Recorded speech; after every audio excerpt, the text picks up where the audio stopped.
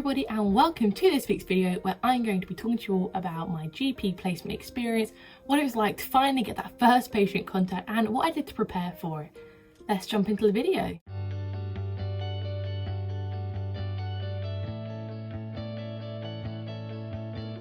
For those of you that are new here, my name is Jordan and I am a first year medical student at the University of Lincoln, and I'm sure you've already guessed from the intro and the title that I'm going to be talking about my GP placement today and my first ever patient contact.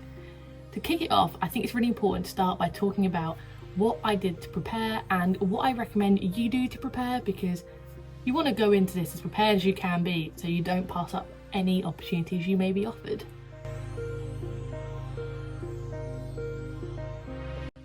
There are a couple of main things I really recommend you do to make sure you are as prepared as you can be for your first ever patient contact. The first of those is actually look after yourself. Make sure that you are feeling good for the day that you are going. Obviously, if you're ill, no one can change that, but make sure you get an early night, because if you saw my vlog, you would have seen we had to be up rather early to get to the taxi. So look after yourself, because if you're not in a positive mood, like a good mindset, feeling good in yourself, it's going to dampen your entire experience. So like I say, get an early night. Take some good food with you as well, because you're there for a long time. You're there like, oh, it's a full day event, and basically it will let you get the most out of it. So that's what I recommend doing first. Make sure you in yourself are feeling good. I would also recommend that you pack your bag the night before. Unless you're an early morning person, by all means do it in the morning. I'm not a morning person, which is pretty obvious for most of my videos, but prepare the night before. So I had to make sure I had my little book, I had to take my visor, I took scrubs, which I think I took obviously my stethoscope, my lunch, a pen, all these little things that you might feel like it's so easy to forget a pen. So all these little things do the night before, just reduce the stress in the morning before you go. You don't want to be rushing around, which I think is a pretty obvious thing to say, but you never know. And my last one is to actually review the clinical skills you have already been taught. By that, for me, I watched some Geeky Medics videos the night before, so I watched them on the respiratory examination and the cardiovascular examination. I also reviewed some blood pressure, manual blood pressure taking, because it's not as easy as it sounds and can be quite fiddly, which I found out when I was at my GP placement, because I was taught on the trigger manual machine. I can't remember that. I know the name, but I'm not going to try and pronounce it. I'll put it up here. Whereas in the GP practice, they had the dial ones, which are much more fiddly. And I only realised as I was in the process of taking someone's blood pressure, which is great. So ultimately, that's what I recommend you do to prepare. Make sure you yourself are in a good mindset, good mood, well rested. Make sure you've packed, basically reduce your rushing, try to make sure your morning is as relaxed as it can be, and review what you have already been taught, because you don't want to have to say no to something because you're not confident on it, and do not ever act outside your competencies. So I was asked to do an abdominal, or if I wanted to do an abdominal examination, I've never done one, I just had to say no, which is important to note. Don't try and self-teach a clinical skills night before because you think, oh, I might have to do that. Don't do it, just say no, I'm really sorry I haven't been taught it. And that is how I recommend preparing. So I guess now it's time to talk about my experience and what I actually got to see. I will say I'm going to keep this quite brief. I already have very brief notes because there's no confidential information in my notes, but just to make sure I really do not breach confidentiality, I'm not going to talk about these in detail. Let's jump in. I am just going to be going through some of the notes that I have in my book here, just to kind of give an example of what sort of things we had come in. So for me, my first patient came in with stomachache they'd had for the past 24 hours.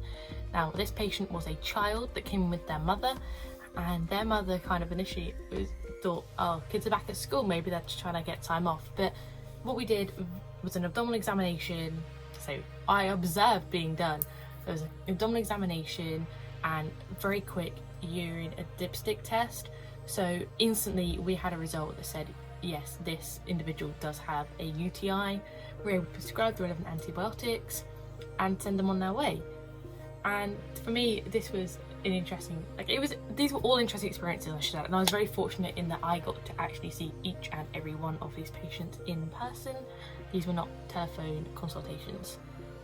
After that, we had our next patient in with a breast lump and also with some pains, like uterine pains. So that involved a breast exam, which I have not performed. So I just observed that be done, although I was allowed to, obviously with permission of the patient, to touch the breast lump to kind of get an experience of what they do feel like, because something you've never felt before. With that, we referred them because my nurse practitioner I was with was very in the mindset of things like breast lumps, refer them, it's much safer, like never ignore some form of odd lump or bump. There was an individual with some hip pain that was unable to walk very far. We had someone else in with a lesion above their left eye, which turned out to be something called a solar keratosis, something I'd never even heard of before. Later on, we had someone come in for a checkup of their heart failure, which is something I have actually looked at before. So we have had a week talking about heart failure. I was able to listen to this individual's lungs, and there was some edema and there was fluid around this person's lungs, but based on their previous visit, this was actually an improvement. So they had much more fluid in their lungs the time they were in prior, which as a medical student on a one-day GP placement is something you don't really get to see. We just get a snippet. We also had another tender breast lump in that she was warm to the touch, so again sent off for a referral at the breast clinic. We had a hypertension check, which again, I'd done hypertension before. I was able to do a blood pressure check on them myself, which was incredible. It was very, I was able to actually perform examinations on people. I was able to get my stethoscope out. I was able to be hands-on. Obviously not all of these patients, but I was able to see and actually do things, which bearing in mind I didn't go with a very open mind. I expected to just be sat there all day, at best seeing a couple of patients and doing nothing, at worst just listening to telephone consultations. So I was incredibly fortunate with my day. We had someone in with dizziness and tinnitus, and we actually suspected it could be Meniere's syndrome, Meniere's disease, which we gave them a drug which hopefully will reduce the dizziness, but the tinnitus isn't something that there is a cure for. And I was also incredibly fortunate to be able to go on a home visit, and I actually got to see a fungating breast tumour. For those of you that are more squeamish, do not Google it. For those of you that are not squeamish, go and have a look. I'm not going to put a picture up just in case people are squeamish, and I really don't want to trigger anyone with that. That was, again, incredibly interesting, and I saw lots of blood tests. Unfortunately, I have not been taught how to do any blood tests, how to draw blood, so I wasn't able to assist, but it would have been actually pretty amazing if I was able to, but that could maybe be done on a later visit. But again, don't act outside your competency, just accept that you can't do it at that time, but you will be able to in the future. My afternoon was spent with a nurse, and I got to see some asthma reviews, and I got to see a smear test, and I got to see a baby get vaccinations.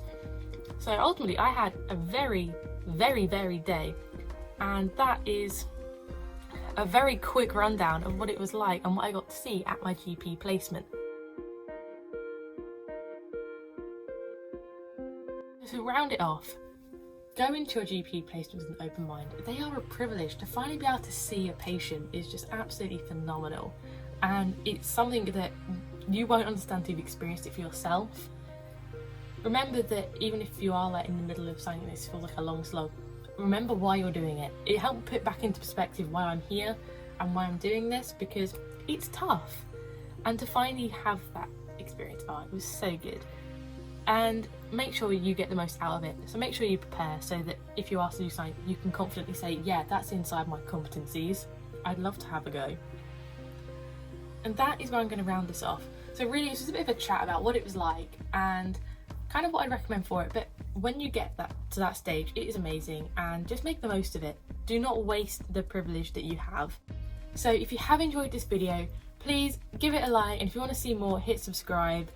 I've got a bunch of other videos to check out. I've got a couple of vlogs now, the one that involved this, so go and have a look at that when you're done with this. And until next week, say have an absolutely great week, and I'll see you next time. Goodbye.